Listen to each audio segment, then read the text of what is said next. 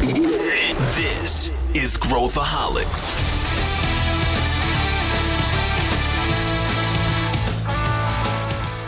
Olá, aqui é Pedro Weingärtner, eu sou o CEO da ACE e esse é Growthaholics, o podcast para quem adora inovação e empreendedorismo. O inverno está chegando para o mercado de cripto, ou é isso que dizem, no meio de fraudes, empresas quebrando, fechando ou criptomoedas derretendo, como fica esse cenário no futuro? No final do ano passado a gente conversou com o André Portillo, do BTG Pactual, sobre NFTs e muito sobre esse mercado de criptos. Hoje ele volta para a gente falar sobre essa crise e se é de fato uma crise. Eu também trouxe o meu sócio e amigo Pedro Carneiro para falar sobre esse tema, dando uma visão do mercado também de startups. Vem com a gente. Talvez você esteja sentindo alguma diferença no meu microfone.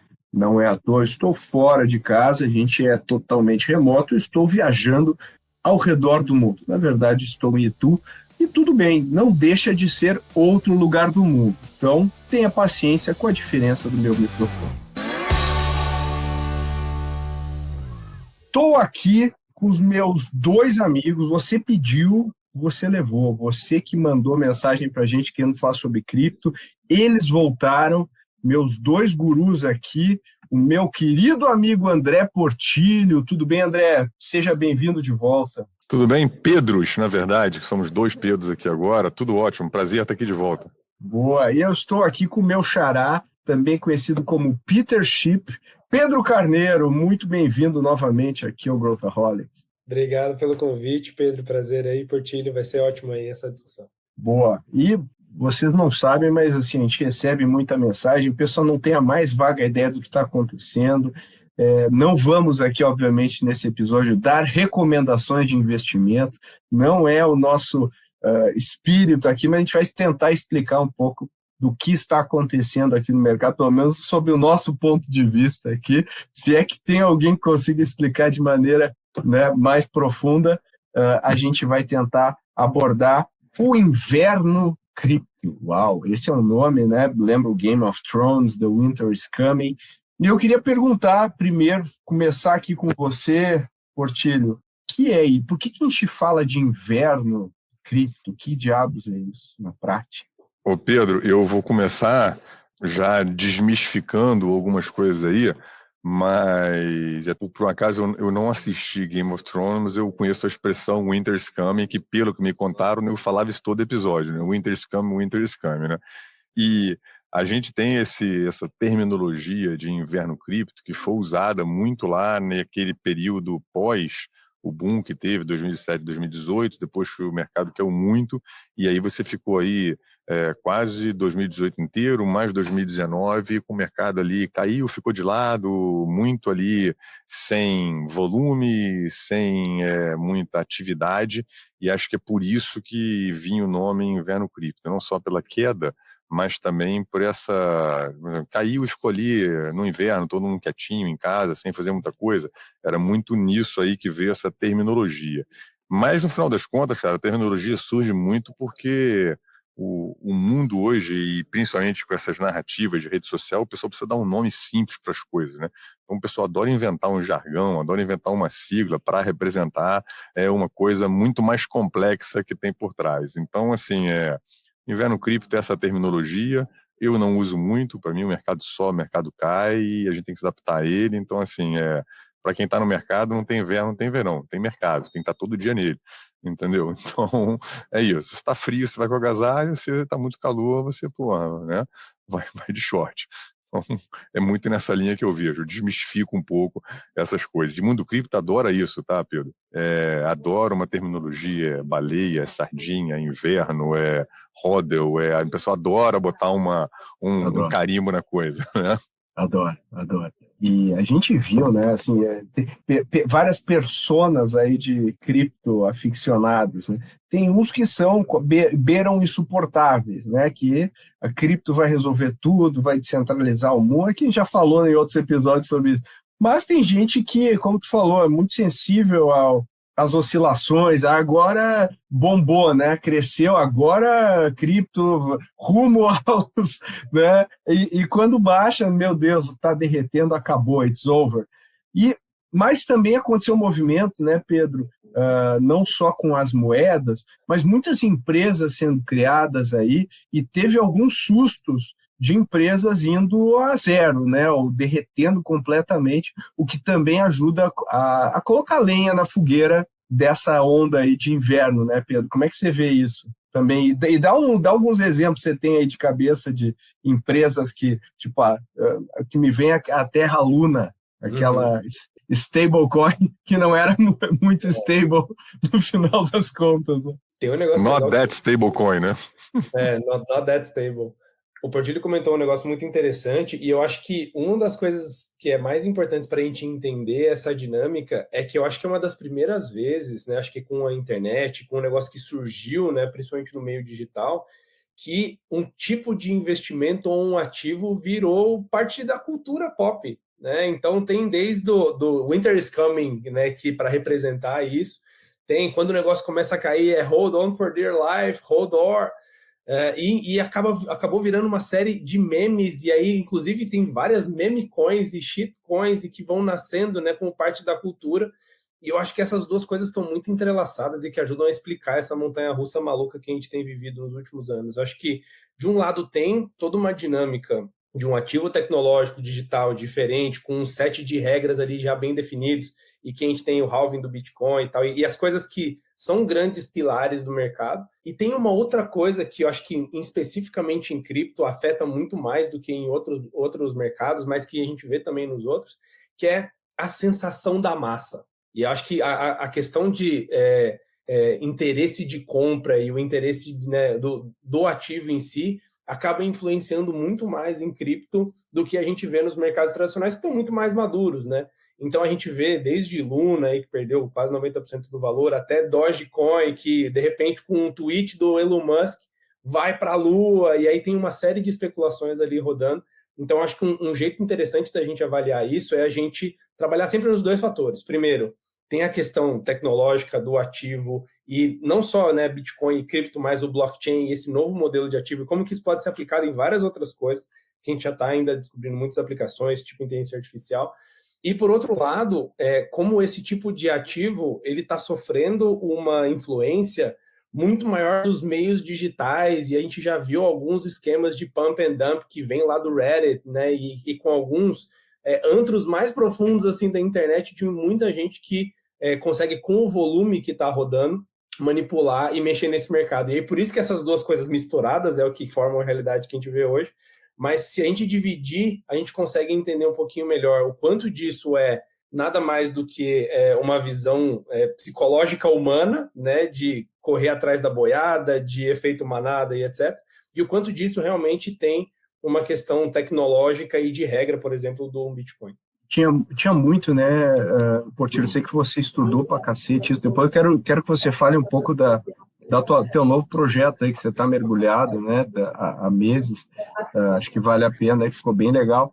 Mas tem muito essa coisa do camarada olhar a fachada ali e falar, poxa, vou estacionar minha moeda aqui para ganhar dinheiro, né?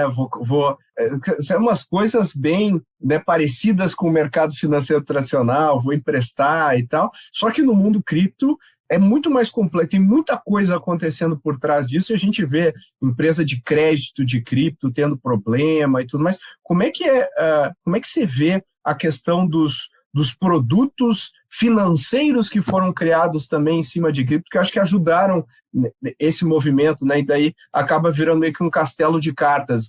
Eles partem de uma premissa que o preço né, vai ficar estável, e uma coisa acontece ali e acaba afetando várias outras empresas, né?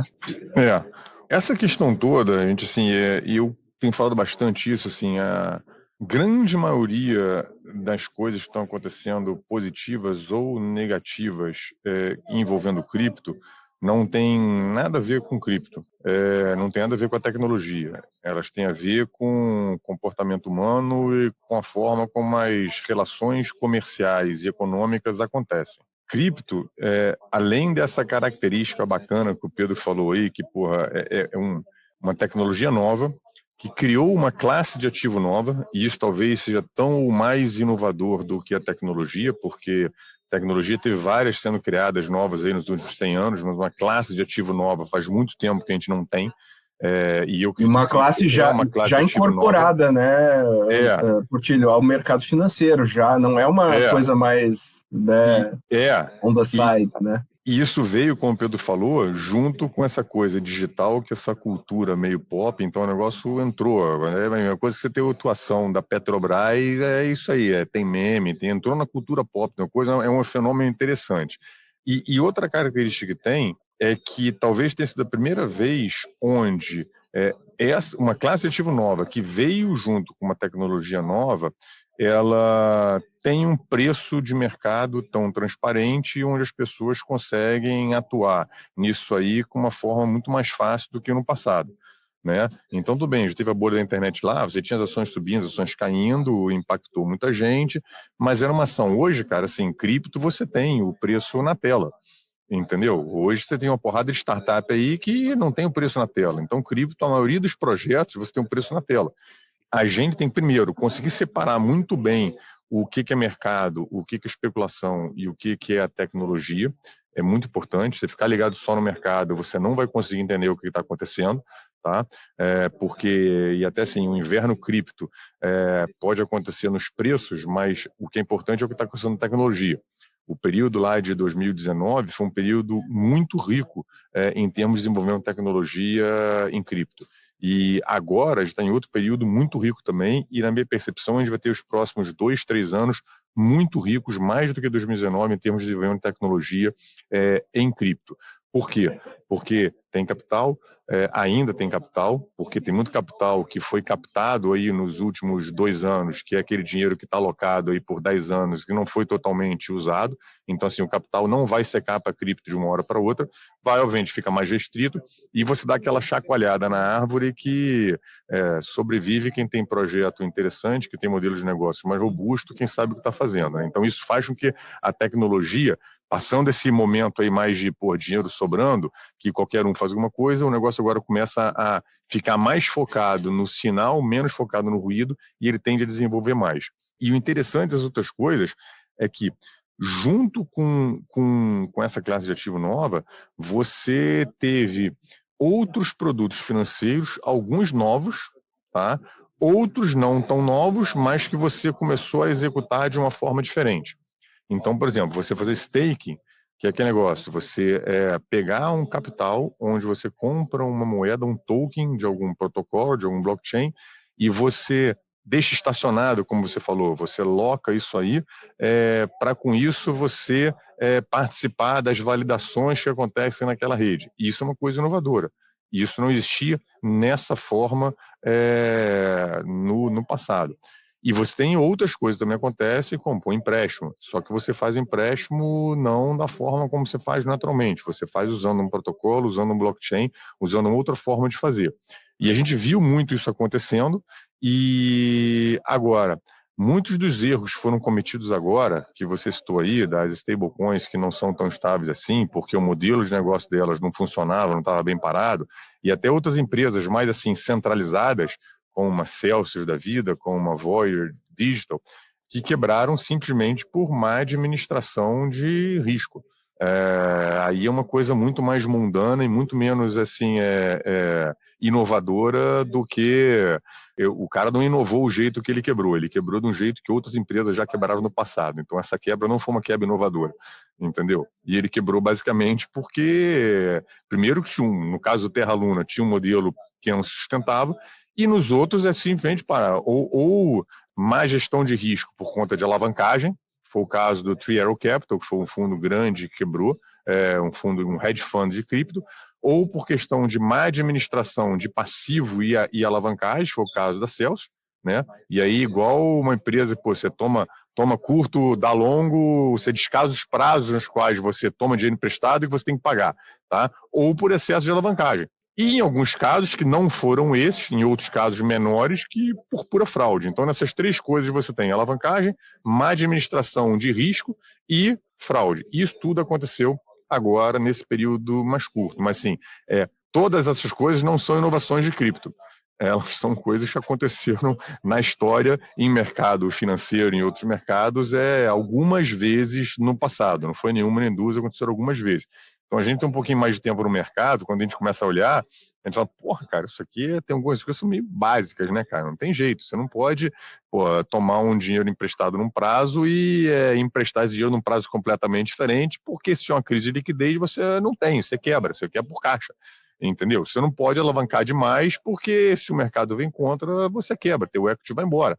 Entendeu? Então, mas assim, e também são coisas que acontecem em períodos de capital abundante, de bull market, como a gente viu no passado. Então, assim, eu tendo a ser mais pragmático nessa coisa toda e tirar os nomes aí que a turma inventa para coisa e tentar entender o que está acontecendo, porque a grande maioria das coisas já aconteceram no passado.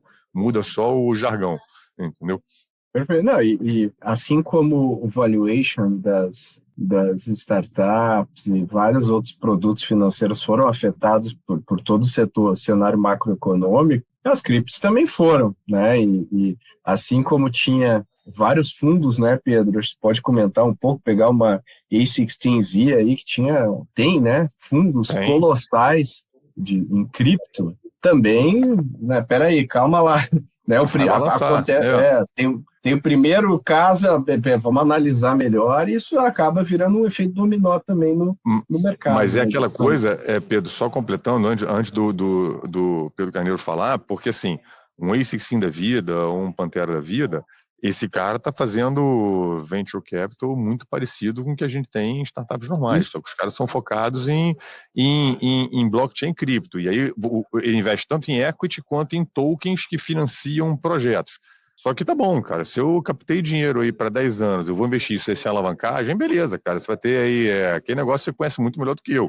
2/3 dos projetos vão para zero, sei lá, 1/3 fica aí no 0 a 0 e o outro 1/3 é o que dá certo, é o que paga a conta de todo o resto do errado. Ok, o que aconteceu no mercado agora, e depois a gente pode falar mais até na parte macro disso, foi que não, as pessoas que esse cara não quebra, esse sim não quebra, concorda? O fundo esse sim não fica devendo dinheiro, entendeu? Quando você faz alavancagem, você descasa e você dá errado, aí sim você fica perdendo dinheiro, entendeu? É isso aí. É gestão, né? Gestão e planejamento financeiro, né? No final do dia. Aí, indo para esses pontos, Pedro, acho que tem duas coisas que são interessantes. Por que os fundos de Venture Capital estão olhando muito para essa frente, né? A gente estava comentando aqui agora sobre a criação de um novo ativo e todo o processo de amadurecimento que acontece com ele e que tem menos a ver com o ativo em si, mais com o processo de amadurecimento que a gente estava comentando. Então, por que os VCs começaram a olhar para isso? E aí, claro, né, eles têm um apetite a risco maior e tal, mas principalmente os maiores VCs que fazem aqueles cheques grandes, eles estão apostando sim naquele player, sim naquele time. A gente viu até, inclusive, o Adam Neumann levantando aí um outro cheque da A16Z com outro negócio. Tudo bem, o time está lá dentro e tal, mas... E ele tinha levantado um de cripto também antes, né? Exatamente, ele acabou de sair de um de cripto. Mas uma das coisas que os VCs mais olham é qual que é a capacidade de expansão desse mercado e a velocidade de expansão desse mercado. Uma das coisas que todo investidor consegue entender é que quanto mais maduro for o mercado, mais vira um jogo de rouba-monte e margens pequenas. Ou seja, em mercados que são muito antigos, exceto quando tem uma disrupção muito grande, né, ou tecnológica, ou de modelo de mercado ou de comportamento, você tem um status quo ali que ele está ali por um motivo. Agora, quando você entra em novos mercados, quando você tem uma nova classe de ativo, é Wild West, né? Ou seja, tem um mercado novo em que as regras estão em construção e qual que é o tamanho desse mercado, e tem aquela questão de first mover advantage, né? Dos primeiros que vão começar a colonizar esse mercado, e esses caras podem chegar em market caps, né? Em tamanhos de mercado aí muito grandes. E aí acaba que esse potencial é o que justifica esses cheques indo para esse mercado. E aí, pelo que o Portillo falou, acho que uma das coisas que é bem interessante é a gente acompanhar esse processo de amadurecimento. Eu estava resgatando uma notícia aqui, que aconteceu faz uns 5 meses atrás, que foi um dos maiores roubos de cripto da história, que é da moeda Ronin, que está linkada a um dos jogos Play to Earn, né, que você joga, assiste alguns ads lá, e você ganha criptomoeda em troca, que chama Axie Infinity. e hackers roubaram mais de 600 milhões de reais da plataforma. E como é um negócio anônimo, né, eles acabaram tirando isso ao longo de alguns dias e tal. Eles só descobriram uma falha no sistema depois e fecharam. E assim, para a gente, né, é claro que é uma coisa muito escandalosa, mas olhando lá para trás, para a modernização dos mercados financeiros e para toda a questão de governança que foi colocada nos últimos 20, 30 anos, a gente está em um momento que ele é parecido olhando para a cripto, né? Então, o Portilho estava comentando, né? Você sobe hoje uma nova coin e o preço está lá na tela e você está out in the open, né? Sem novo mercado da B3, sem regra de governança, sem auditoria, sem todo um processo que garante que tudo aquilo que você está comprando e está vendo é real, auditado e conferível. E aí, como a gente está mais acostumado hoje a ativos digitais, o nosso, né, threshold, a nossa barra de não, eu preciso ver para crer, que é uma coisa muito das gerações anteriores, diminuiu muito. E aí, por isso que, olhando para esse mercado, acaba sendo um mercado de meme, porque é um mercado marcado por uma geração que tem menos apego e uma ligação direta entre um bem físico e um bem digital. Isso é positivo em várias coisas, mas olhando para a governança e para auditoria e verificação, é um mercado que ainda está alguns passos para trás. E aí a gente acha isso esquisito porque a gente já está acostumado com o status quo de, tá lá na B3, solta todos os balanços, tem uma estrutura, tem muita empresa com produto físico ali, as que são digitais, elas não são, né, tech, o sales tech, elas são tech-enabled, né, então é um e-commerce, alguma coisa, sempre que tem um serviço ou um produto físico acontecendo ali em volta. Então, uma das coisas que deixa a gente bem curioso e que gera essa volatilidade toda é, quando esse mercado amadurecer e tiver regulação, e tiver auditoria, e tiver a averiguação de margens e esse tipo de roubo for traqueável, como é hoje no banco, por exemplo, você consegue fazer esse tracking do Pix, de desvio de dinheiro, de lavagem de dinheiro e etc. A grande interrogação é como é esse mercado uma vez que todos esses controles e contrapesos forem estabelecidos, sabe? E, André, como é que é esse mercado quando todas essas barreiras forem levantadas? É normal, vai vir mais capital, você vai ter as 4 linhas mais bem estabelecidas. Para mim, a única forma da tecnologia ir para o mainstream é essa. A tecnologia ela começa no nicho, ela passa ali pelo adopter, ela começa a fazer disrupção, mas ela só vai para o cidadão normal. Primeiro, se ela de fato oferecer algum valor para o cidadão normal que ele não tem para a sociedade, senão a tecnologia morre, é um Tamagotchi da vida, né? Tem o suspiro dele ali, mas depois morre. E se tiver, cara, minimamente segurança ou pelo menos usabilidade e uma experiência boa, ainda mais quando se trata de dinheiro, né? Que nesse caso também a gente vai ter muitos projetos são utilities, mas muitos ali têm investimento em cima. Então, eu não vejo outra forma disso acontecer, mas também não acontece o contrário. Você não começa primeiro com a governança, primeiro com as 4 linhas bem estabelecidas, depois, tá bom, agora vamos desenvolver tecnologia. Não, é o contrário. Primeiro vem o faroeste, depois vem o xerife. Eu, de novo, eu sou muito pragmático com o processo. Esse processo já aconteceu outras vezes, está acontecendo de novo com cripto, e a gente está no momento, de fato, você ter a necessidade de uma melhora, primeiro, de ter algum marco regulatório, e, em paralelo a isso, você melhorar a experiência para você conseguir chegar no mercado aberto, no cidadão comum, como eu falo. E por cidadão comum, não entenda que é o cidadão menos inteligente, ou menos coisa. Não, é simplesmente o cara que não é o cara da tecnologia que quer usar. É para minha mãe usar, para minha irmã usar, sem ter o risco de você ter, sei lá quantas roninhas ali, e no dia seguinte não ter mais aquele negócio ali, né? Então, antigamente é isso aí. Você botava o teu dinheiro lá no banco, roubava um banco, você ficava sem o teu dinheiro porque roubaram o banco, né? Então, para mim é esse processo justamente que a gente está vendo agora e que vai acelerar muito nos próximos anos. Ainda tem uma carência de uma experiência boa para o usuário comum final, e já tem muita empresa legal resolvendo esse problema. E, na verdade, sim, são empresas construindo uma camada em cima da tecnologia que permite que essa tecnologia seja palatável e usável para o cidadão comum, e aí sim que as coisas explodem em termos de escala. E falando nisso, Portilho, explica um pouco a tese e o teu novo projeto. Como que ele se encaixa em tudo isso que a gente está falando aqui? Porque ele é exatamente uma camada, né, de segurança. A gente está colocando aí o BTG por trás, quer dizer, é um pouco o sintoma do amadurecimento do mercado, né? Faz sentido isso que eu estou falando? Faz, e aí, o Pedro, tem duas camadas nisso aí, tá? O primeiro é assim, as funções que a tecnologia de cripto permitem que a gente execute de forma mais eficiente, isso é parte da tecnologia que tem que ser invisível.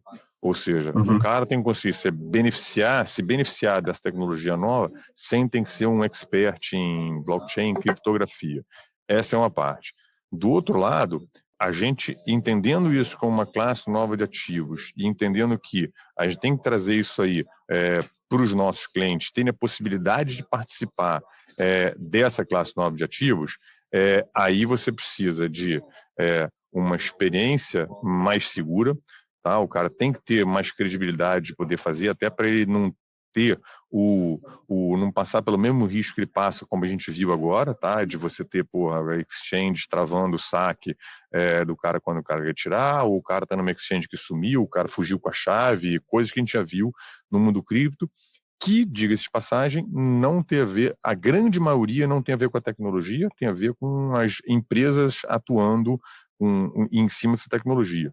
E trazer também muita informação para o cara, para a pessoa que quer investir, que quer botar o pé nessa classe de ativo. Estou separando parte de tecnologia, parte de investimento, classe de ativo, porque tem que ter essa distinção. E a gente já está no mundo cripto aqui no banco desde 2017, em termos históricos, 5 anos não é nada, no mundo cripto é muita coisa, né, porque muita coisa acontece em 5 anos em termos de desenvolvimento.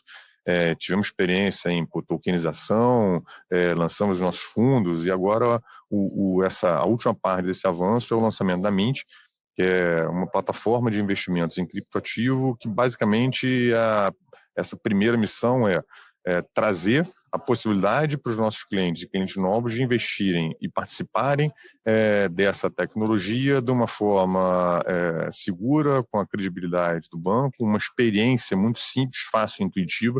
É muito difícil hoje para o cidadão que não é especialista em mercado para ele investir, né? Tem que abrir conta em corretora, tem que ter livro de ordem, etc, etc. A Mint é uma experiência muito mais simples e com muito conteúdo, justamente para o cara entender o que ele está fazendo, não entrar em história da carochinha, não entrar entrar no que ele quiser entrar, mas tendo a base de conhecimento, se ele quiser, ele vai ter, ele vai conseguir se educar, tá? Como, aliás, diga-se de passagem, você deveria fazer com qualquer investimento que você faz. Isso não é exclusivo para cripto, é a mesma coisa para qualquer coisa, seja renda fixa, renda variável, qualquer coisa, tá? E com muito suporte, que é uma coisa também que é uma grande dor do mundo cripto. Então, a Mint, a gente já nasce com suporte 24/7 humanizado, de gente que entende não só da plataforma, mas também de cripto. Então, assim, a nossa missão nessa primeira parte é isso.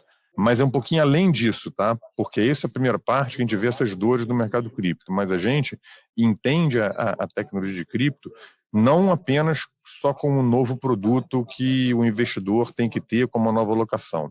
Para a gente, essa tecnologia vai mudar como a indústria financeira opera. Ela vai mudar os trilhos da indústria financeira. E vai muito além de Bitcoin. Tem muito mais coisa. Não sei se vocês viram a palestra recente do Roberto Campos Neto, presidente do Banco Central, na Febrabantec.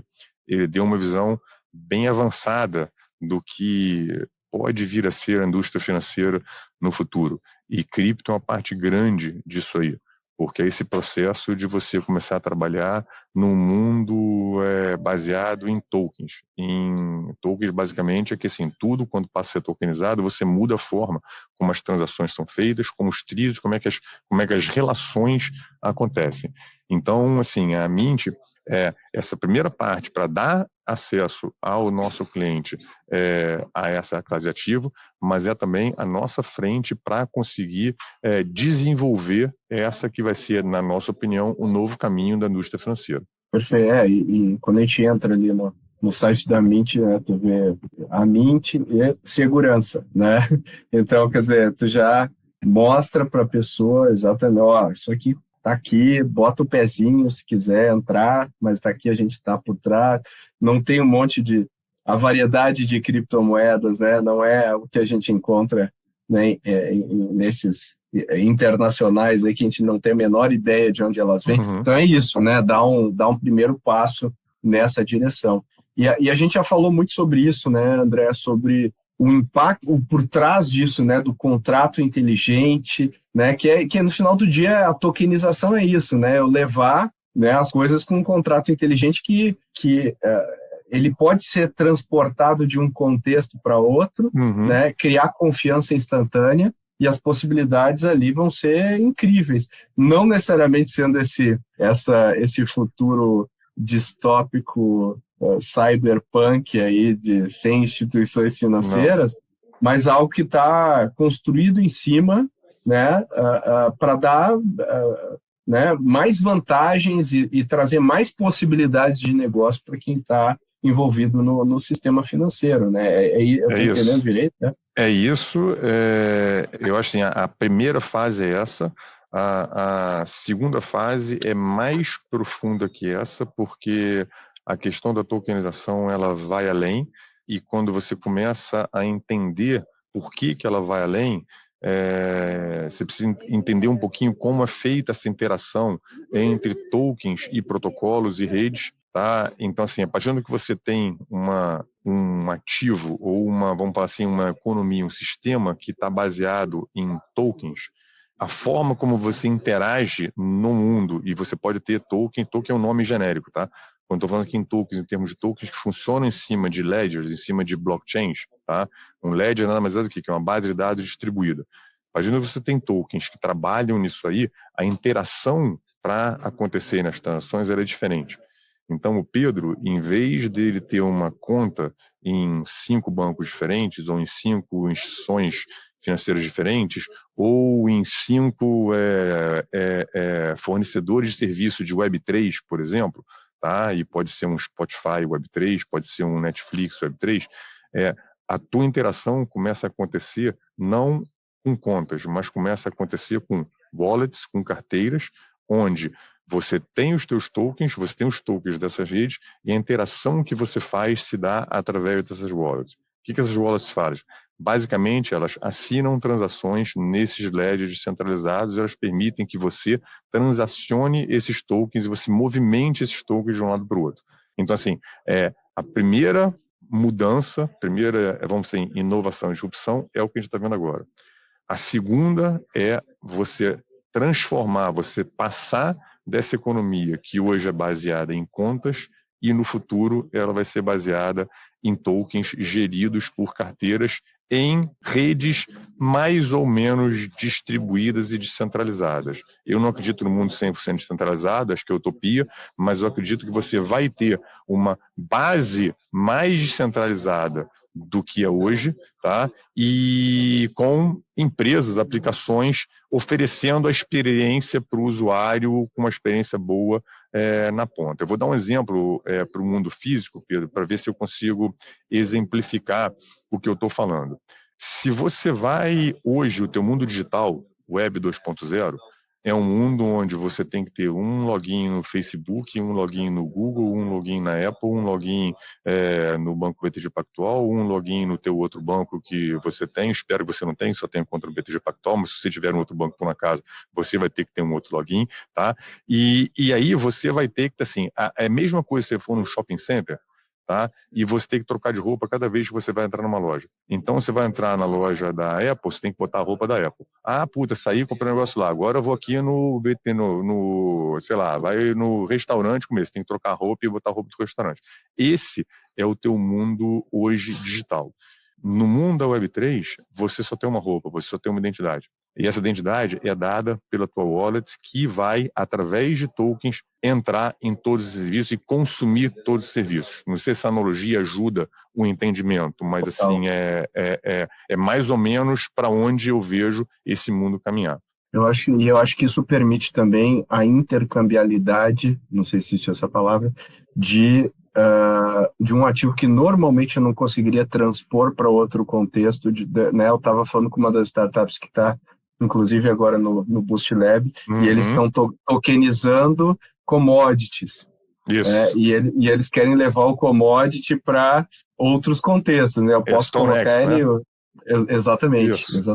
Então, eu acho que esse é um exemplo de um ativo que quem é que vai conseguir comprar né, um token de, né, um contrato de soja, né? O que você acha, Pedro? E aí, partindo disso também, eu acho que no final do dia o que o Portilho está falando aqui é muito próximo dos fundamentos de criar um negócio, né?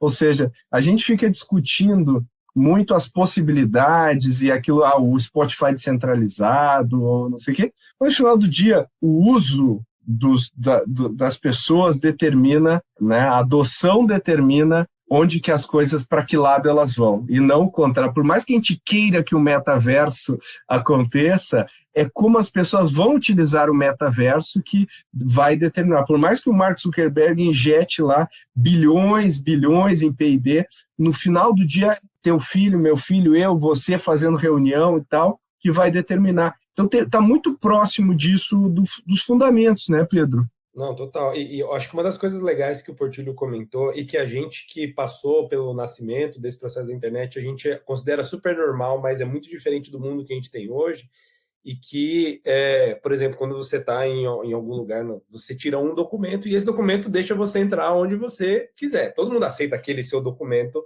sua CNH, por exemplo. Né? E a dor de você ter uma plataforma que ela é transversal, ela é tão grande e se manifestou já faz tanto tempo que a solução intermediária que a gente tinha encontrado até agora é aquele chamado SSO, que é o Single Sign-On. Ou seja, você vai fazer o login numa nova ferramenta, use o seu Facebook, use o seu Google. E aí acabou que esse foi um dos grandes motivos, né, que essas plataformas começaram a ficar tão grandes e elas começaram a fazer o tracking que hoje preocupa tanta gente, né, com toda a regulação de cookies mudando, LGPD e etc. Então, falam muito sobre acompanhamento e monitoramento governamental, né? Tem aquelas coisas lá dos Estados Unidos e etc.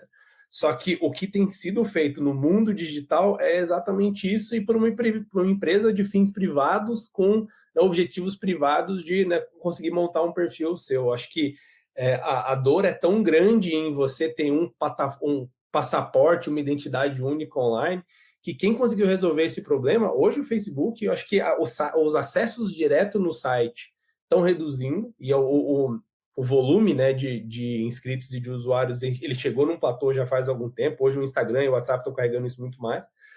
Só que, olhando para as ferramentas que são acessórias, a maioria das pessoas ainda faz os seus logins no Facebook, está tudo vinculado e acabou virando a identidade digital dessas pessoas, que era exatamente o que o Mark acabou construindo ao longo desse tempo.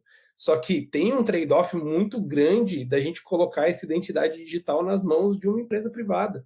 E eu acho que o caminho de descentralização, e aí, claro, né, tem aquela discussão de, não, tudo bem, então não vamos dar para uma empresa privada, mas o nosso governo vai ter a nossa plataforma, o nosso passaporte digital e eu vou conseguir fazer os logins, etc. Mas acaba tendo um peso tão grande quanto, porque isso também pode ser usado para fins escusos e particulares, etc. E aí acaba que esse é o grande vislumbre, né, que a gente olha para a Web3, sobre a gente conseguir criar uma rede em que seja baseada em mútua confiança, mas sem necessariamente ter um grande governador, né, alguém que vá tocar e que possa usar isso de forma escusa, de alguma forma. E aí é o mesmo momento de faroeste que a gente passou exatamente no momento da internet, né, das primeiras comunicações digitais, e galera comprando computador no Mercado Livre recebe um tijolo, e acho que tudo isso, né, a gente poderia estar discutindo se a gente fizesse esse podcast 20 anos atrás, a gente ia falar, caramba, para onde esse negócio vai, sabe?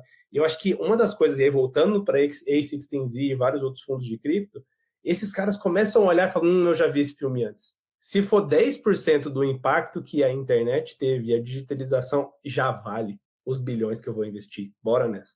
Então, acaba que o potencial está muito além, mas a gente enxerga muitas vezes as pessoas oferecendo algumas soluções mais presentes e que não são tão disruptivas quanto podem ser baseadas na tecnologia, mas foi a mesma coisa lá 20 anos atrás, né, com a internet. Era, sei lá, o seu primeiro website no Wix, a sua primeira busca no KD, e aí o Google foi lá e atropelou quando chegou. Então, esse momento de faroeste, algo que a gente não deveria, acho que nem estar muito surpreso, nem muito preocupado, né? Porque eu acho que esse processo que o Portilho está coordenando aí, por exemplo, ele é um dos passos importantes para essa etapa de amadurecimento, né? E é muito legal a gente estar discutindo isso no momento em que isso está acontecendo aí a olhos vistos. E eu acho que se tem uma coisa que a gente pode ver em adoção tecnológica, quando a gente adota um padrão, quando se a gente se consensua em relação ao padrão, as coisas o valor destrava, né? Então a gente vai ver desde do trilho do trem, da bitola lá, da largura do trilho do trem, né, na Europa, ter destravado né, todo o transporte na Europa, porque o trem chegava na fronteira do país, o trem não podia, né, porque era outra bitola lá do trem.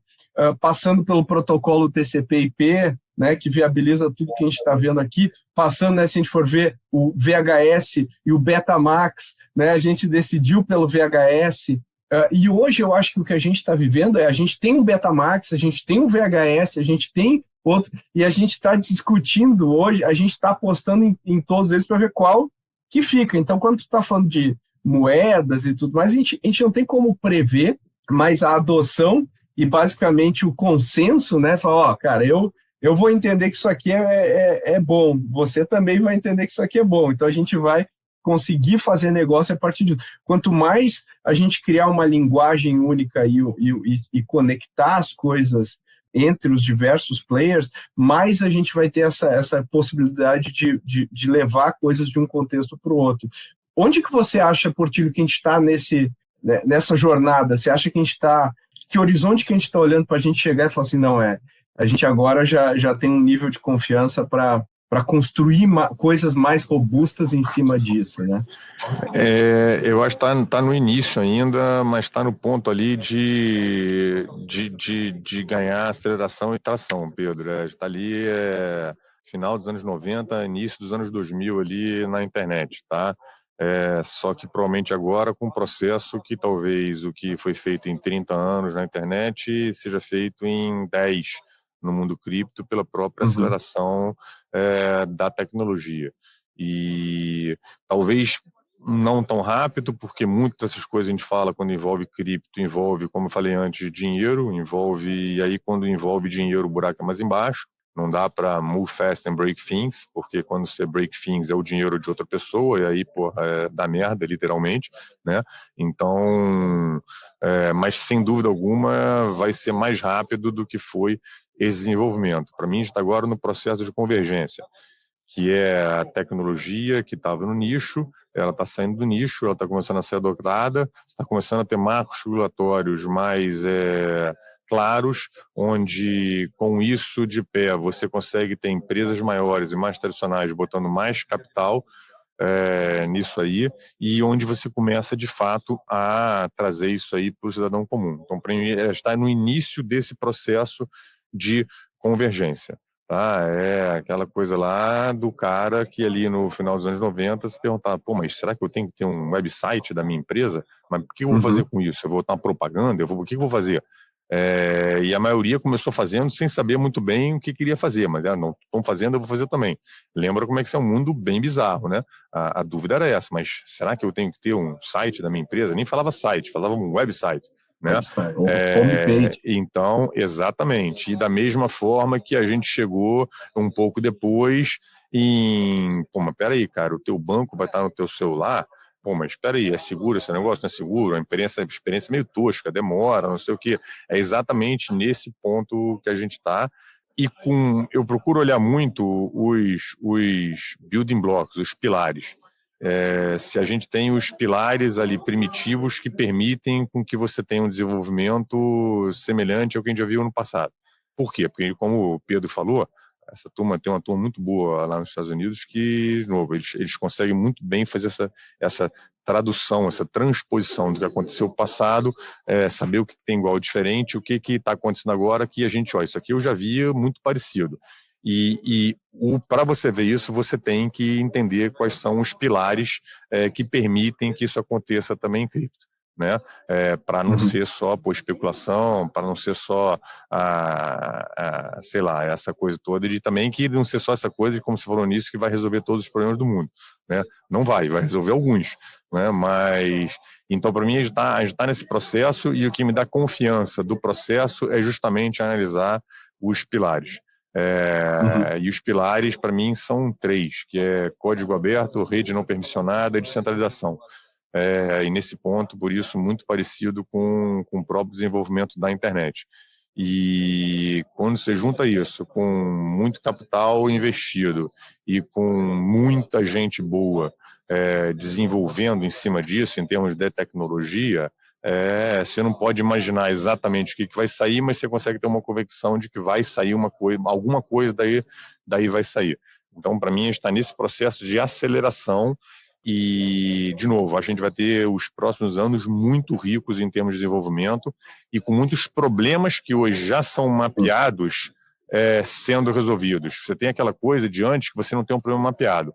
Grande parte dos problemas de cripto já estão mapeados, seja escala, seja segurança, seja usabilidade.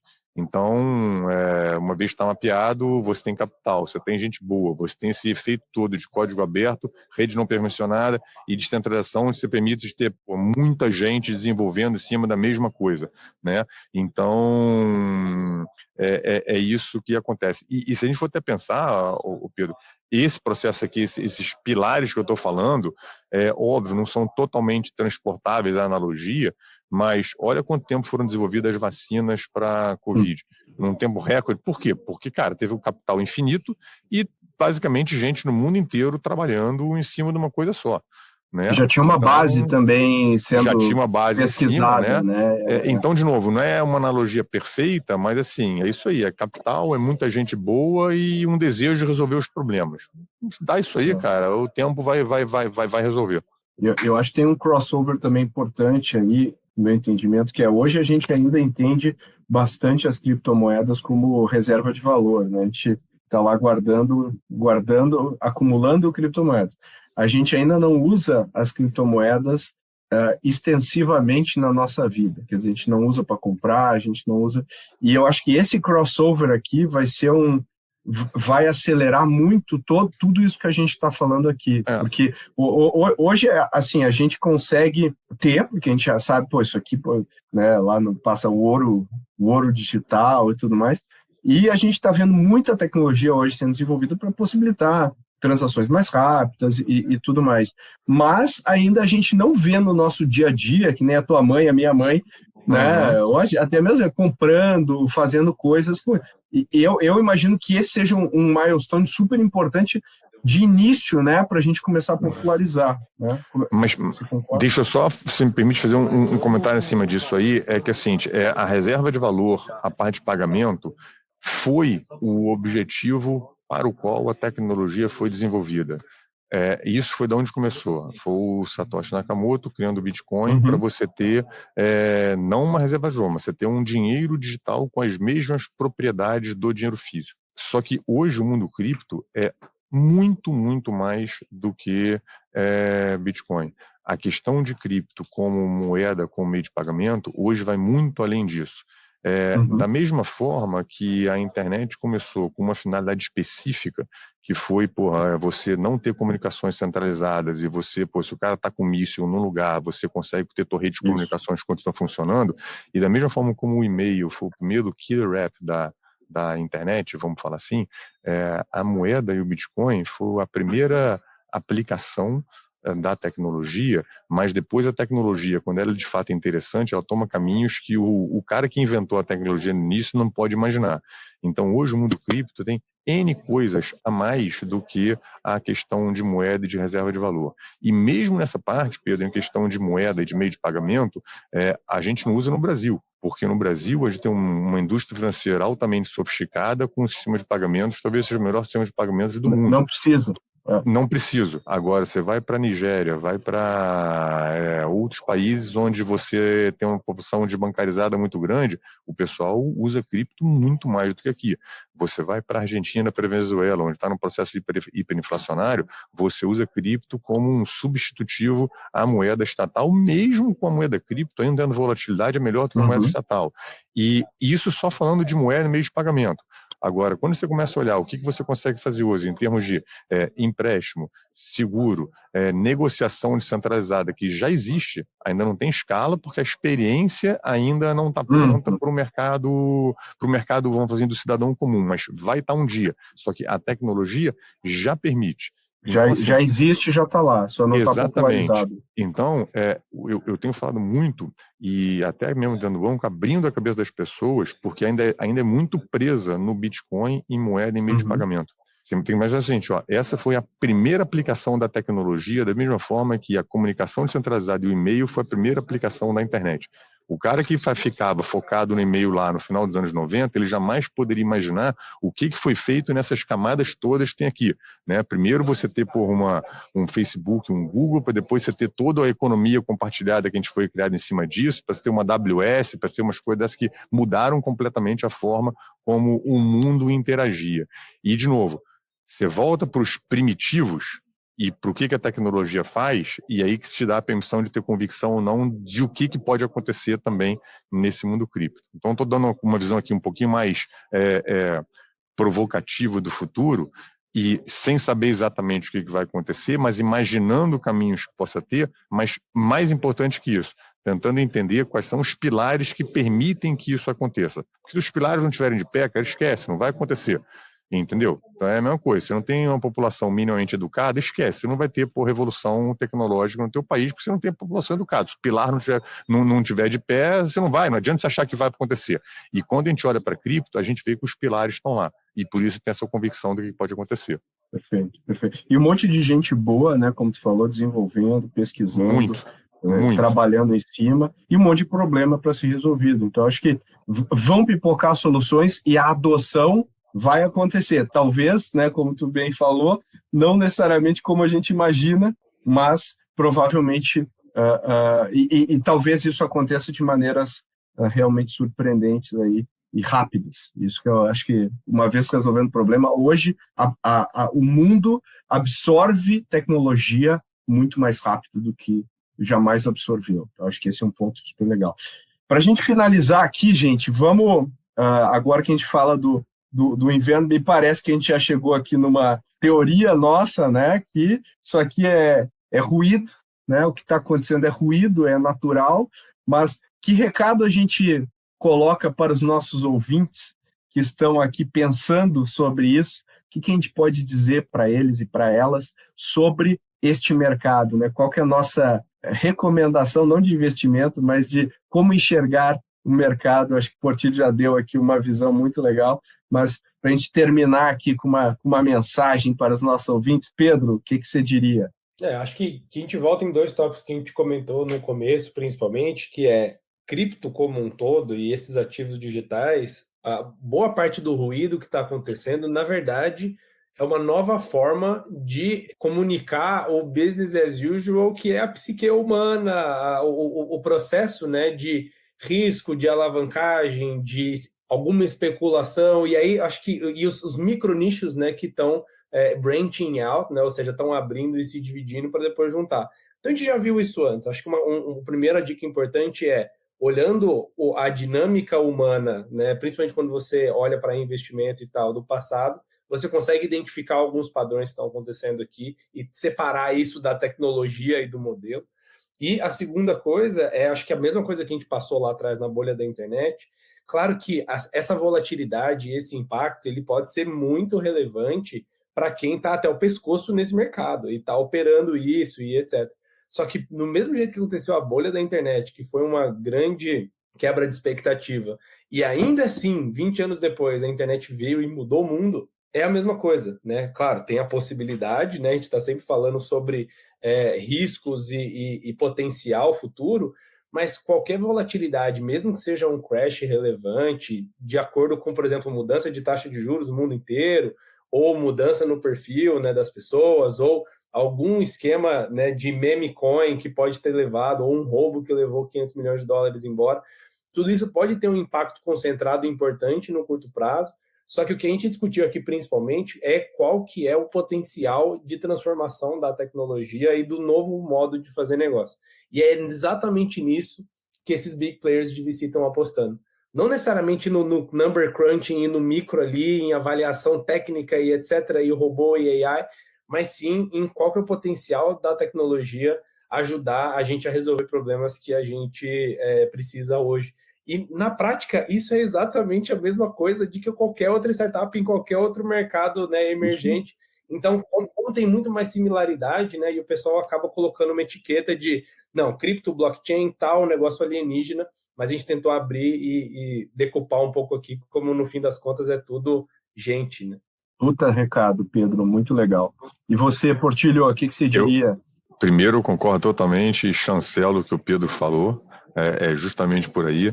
Cara, eu vou dar o recado mais provocativo. A gente está vivendo uma transformação tecnológica que acontece provavelmente uma vez a cada geração. Não que a internet tenha passado a revolução, mas sim, acho que a grande parte da internet foi numa geração passada, aconteceu 30 anos atrás para agora, e a gente está vendo a mesma coisa se a gente considerar a tecnologia de cripto, e em cima disso você traz todas as oportunidades e riscos juntos com essa transformação. Oportunidades porque são momentos onde novos negócios são criados, e com isso vem novas oportunidades, e riscos porque antigos negócios são destruídos. Então, eu, obviamente, vejo muito mais pelo lado da oportunidade, me considero um privilegiado de estar vivendo aqui com vocês esses tempos. E, cara, se eduque, seja na parte de investimento, tendo alguma alocação nisso, seja na parte de entender como é que isso pode afetar o teu negócio, né? Ou como é que você pode aproveitar essa tecnologia para o teu modelo de negócio. Então, assim, se eduque, entenda, interaja, porque quem não interagir vai ficar para trás. Então, fica aí o recado. E se eu puder fazer o jabá aqui, entra na Mint, abre uma conta, entendeu? Porque está muito bacana, está muito orgulhoso do que a gente está construindo. mint.com.br. É isso, lá, obrigado. Dê uma olhada. Muito bom, pessoal. André e Pedro, foi show de bola. Portilho, vamos te convidar aqui daqui a pouco para fazer um novo review daqui a algum tempo. É sempre um prazer, então, Pedro. Pô, é uma honra contar com você. E Pedro, obrigado novamente aqui por trazer vários pontos legais para os nossos ouvintes. É um prazer estar aqui sempre, pessoal. Obrigado, Portilho. Um abraço, turma. Um abraço. Se você quiser ouvir a nossa primeira conversa sobre cripto e NFTs com o Portilho, dá um pulinho no episódio 109. Como sempre, deixa o seu feedback para a gente quer ouvir, discorda, concorda, tem sugestões de pauta, conhece alguém que pode ser uma ou um ótimo convidado para o nosso podcast, manda e-mail para podcast@goace.vc, que a gente responde todos com muito carinho. Como sempre, também peço para você que ouviu até o final, fica ouvindo meus pedidos finais aqui, eu faço um último para você, que é compartilhe o Growthaholics com as suas redes. Isso ajuda a gente a ganhar cada vez mais exposição e ajudar a educar o mercado e cumprir o nosso propósito, que eu sei que também é compartilhado com você. Até a próxima.